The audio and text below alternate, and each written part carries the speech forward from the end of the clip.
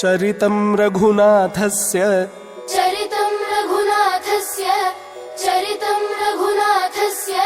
शतकोटिप्रविस्तरम्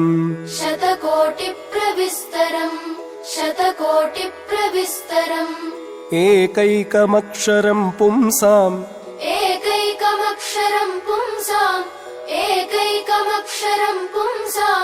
महापातकनाशनम्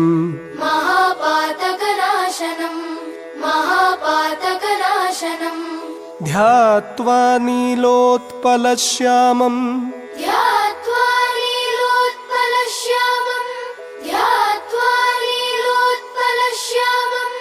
रामं राजीवलोचनम्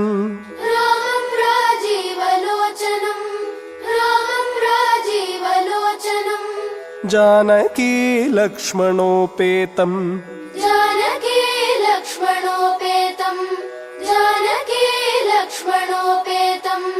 जटामुकुटमण्डितम्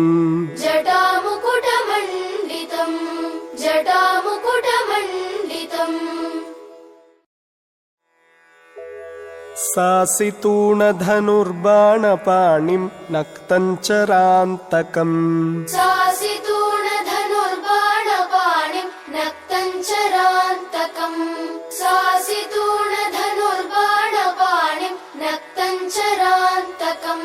स्वलीलया जगत्त्रातुमाविर्भूतमजं विभुम्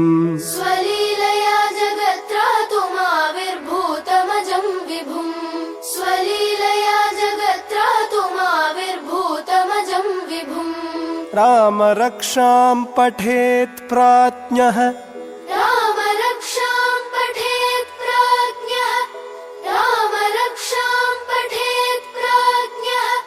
पापघ्नीं सर्वकामदाम्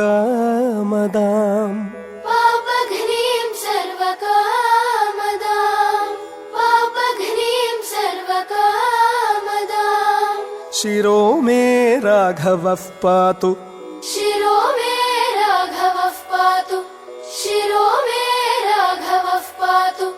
भालं दशरथात्मजः